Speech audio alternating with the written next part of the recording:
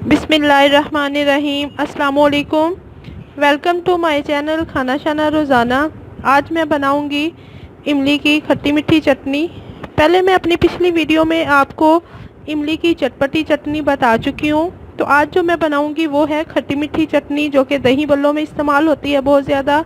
आप चना चाट में इस्तेमाल कर सकती हैं और ये बहुत ही मज़े की बनती है।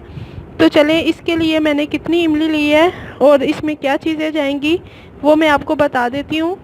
ये मेरे पास 300 ग्राम इमली थी, जिसे मैंने 2 घंटे पहले नीम गर्म पानी में भिगो दिया था और इसका मैंने पल्प अलहदा कर लिया है।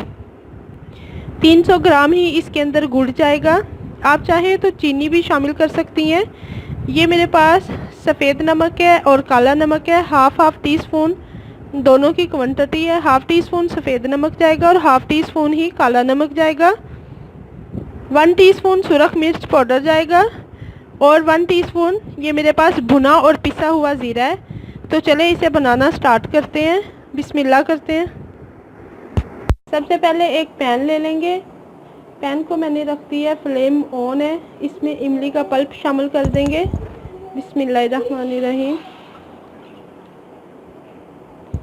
इमली का पल्प चला गया। जो ही इमली के पल्प में बबल्स आएंगे तो इसमें गुड़ शामिल कर देंगे और बाकी तमाम स्पाइसेस शामिल कर दूंगी। में बॉयल आ चुका है, इसमें मैं गुड़ शामिल कर दूंगी। बिस्मिल्लाहिर्रहमानिर्रहीम।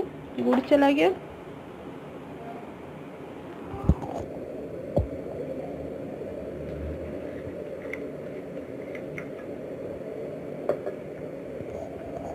गुड़ शामिल करके इसे अच्छे से हिला लेंगे।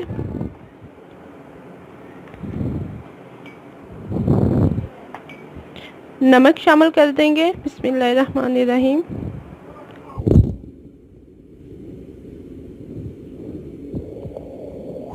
सुरख मिर्च पाउडर। बिस्मिल्लाहिर्रहमानिर्रहीम।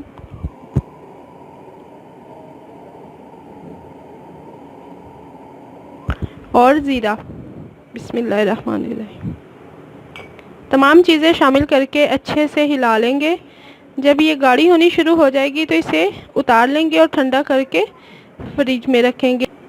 ठंडा करके किसी जार में डाल के आप इसे रख सकती हैं फ्रिज में। जब भी किसी चीज़ के साथ आपको सर्व करना है, दही बल्ले के साथ या चना चाट के साथ, तो आप इसे थोड़ी देर पहले निकालें और यूज़ करें।